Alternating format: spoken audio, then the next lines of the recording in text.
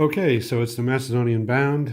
Alexander rolled up 3 pips, medium sort of a score for pips, and he decided that to look for some place where he could finally decide the battle by destroying one more Persian unit that counted towards victory. And the one that stood out was the mercenary hoplites down the end here, who were just standing back short of the line. So the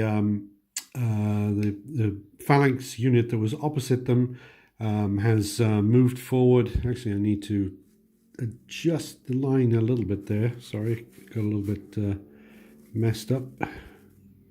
There we go, because they are not, well, they are in fact in line with them, but these troops are ahead of them, ahead of these. They're ahead of those. Okay, let's sort of tidy things up a little bit here. Got a bit wonky. Okay, yeah, so this unit advanced into the hoplites, and then we had some sliding. So we had the unit that was here slid in behind them and reinforced them, and then the other unit that was here has then moved in here to provide an overlap. They didn't have enough move to be able to flank the hoplites. And come to think of it, the Alexandrians can also shoot as well this turn. So they've got a shot that they can do here once again at the auxilia, no problem. And here we finally got 2 ranks of phalanx. So that's against foot. That's worth 6, 3 and 3. That's worth 6.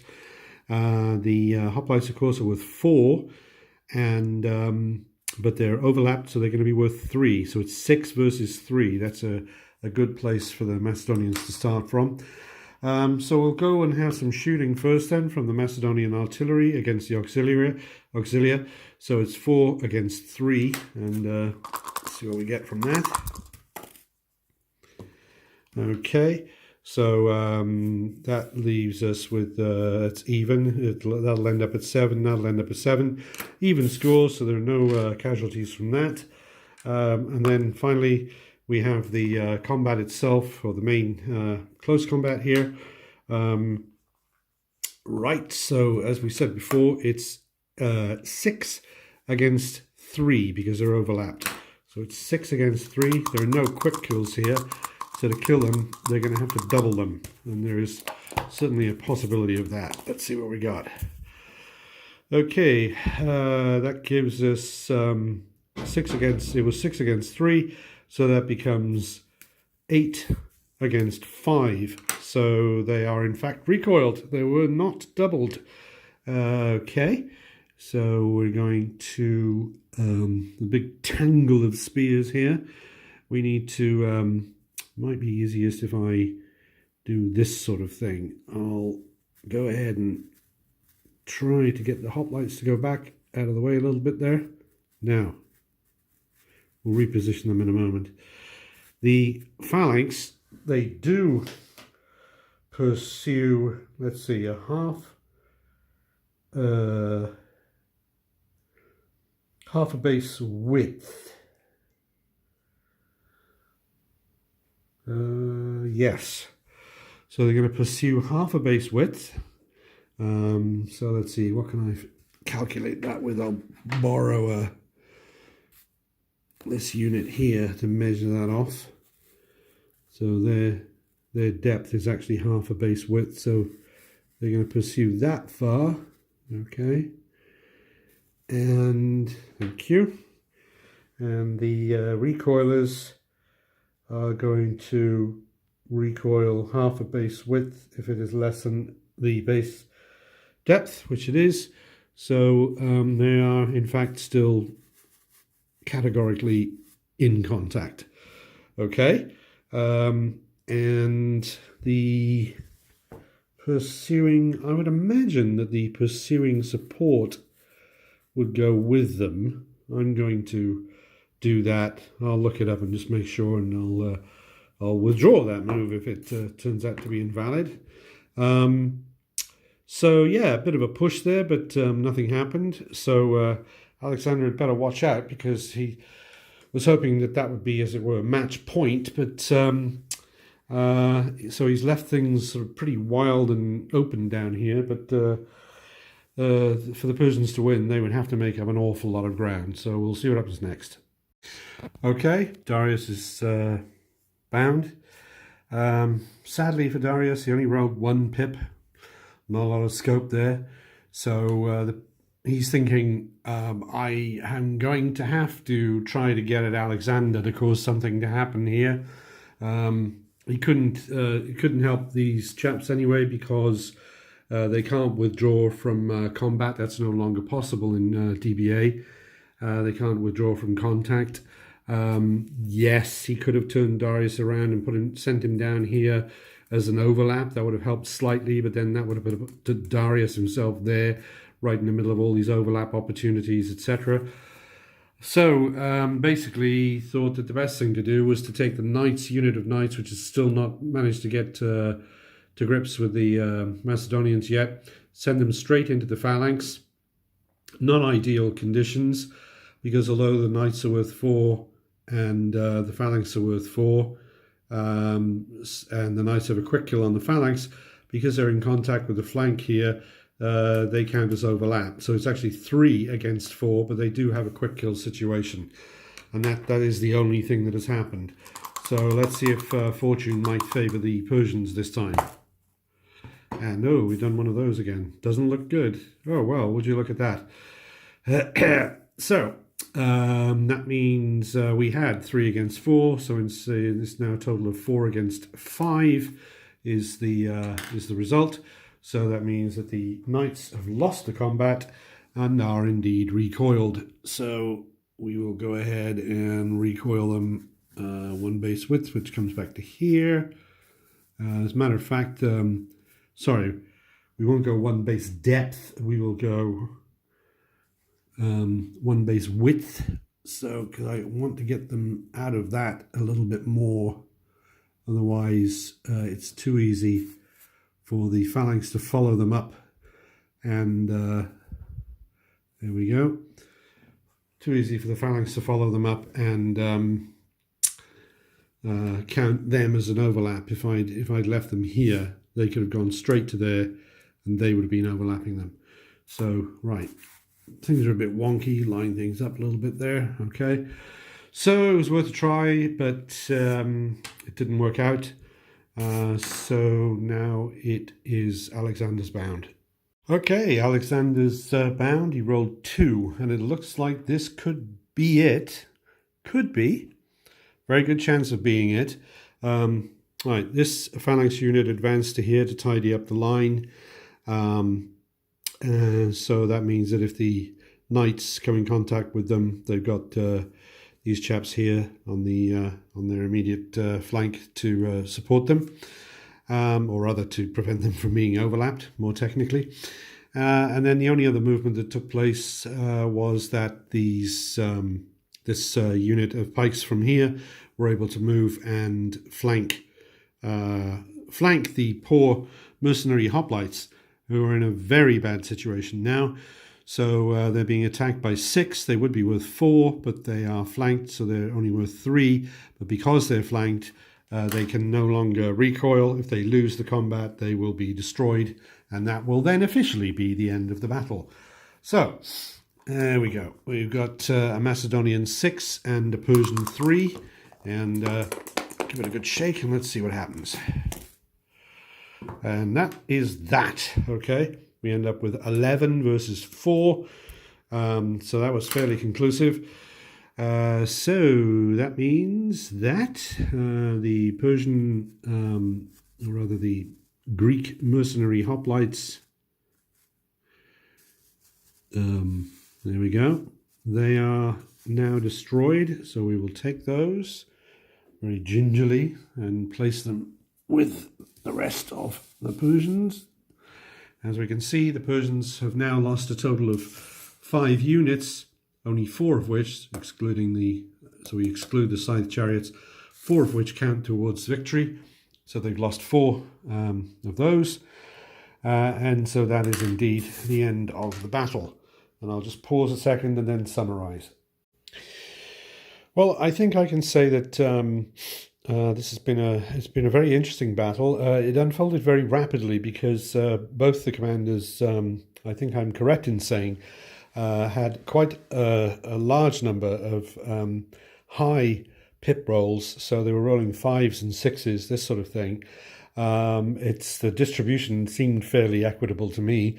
But so there was a lot of that going on. So that means there was a lot of movement. So the sides were able to get together and unfold themselves into their desired formations very quickly. Okay. We also have seen then that the Macedonians were able to win when we have a battlefield that only has one area of bad going on it. So it's not like they've got sort of two nasty areas to secure their flanks on and inhibit the Persian mounted maneuvers. I think one of the clearest things as well that's coming to light is that the Macedonian phalanx units, of which, of course, there are 6 of them, and it's half the army, are able to give a good account of themselves. The key thing is against mounted troops when the phalanx is only in one line. If they're 2 ranks deep, of course, they are rather lethal, but they can certainly have a good shot at holding their own if they're only 1 rank deep, which they very likely are going to need to do in order to have a battle line that is long enough not to be simply enveloped on one or both flanks. I think that the Macedonian army was probably handled a bit more skillfully than the Persian army, perhaps. This time, I don't have an intuitive feel for how the dice results came out. I don't have a sense of them being particularly fair or unfair to either army, but that's, I didn't write the scores down, and one could watch the video again and come to different conclusions by all means. The Macedonian artillery, I'm just sort of picking things to look at now. Macedonian artillery, which is of course here. I think the only result that it achieved was it did cause a recoil once on the Persians. So although I think artillery is a great thing because it means that you can bring it up to the enemy and just sort of sit there and shoot at the enemy. So it puts the enemy in a position where just standing there and being shot at and not moving is not viable, because the artillery, if the enemy doesn't move, the artillery can just keep firing, and as long as it chooses the right targets, it will slowly start destroying the enemy army. So artillery does have that nice feature about it. But having said that, it really does not seem to cause a lot of casualties. So I don't know. I think the Macedonian commander might, in the next battle, think about trying something else. I don't think the artillery, off the top of my head, I don't think it's compulsory. I think there are other things that can be used in its place, such as possibly more sealoy or something like that. Alexander in this battle, curiously, wasn't, although he was an overlap, certainly, he wasn't actually in combat at any point. That's interesting. It was also interesting to see Darius bounce off the phalanx, because cavalry or light chariots flee from pikes, spears, and hordes if in good going. So that was an interesting one. Once again, the Persian horde just sort of sat there and didn't do much at all. I'm pretty sure that one's optional too. I wanted to use it because I was interested, because I've never used that particular type of unit before. I'm just going to pause for a second. But given the choice, I'm pretty sure that I would not choose to have one. I would only have it if it had been thrust upon me, as it were. Let's see what else. I did like the Macedonians' use of the light cavalry going all the way up the flank here and then just milling around and being a nuisance up there. That certainly was worth it in the end. It helped to settle up the disparity of the troops here, where otherwise the Persians had 3 units of light troops and the Macedonians only had 2, which is a fairly substantial, well, it's a difference of 50%. So that was evened up by getting the light cavalry to go up the flank. Although it cost a lot of pips, it was good to get them up there and harassing the enemy from the rear. And then in other matters, pretty much, well, I don't know, pretty much more of the same, I suppose. So I think now what we've got, if I'm not mistaken, then we've played 3 games with these armies without changing any of the elements. And Darius has won the first battle, as I recall, and the second and third battles have been won by Alexander.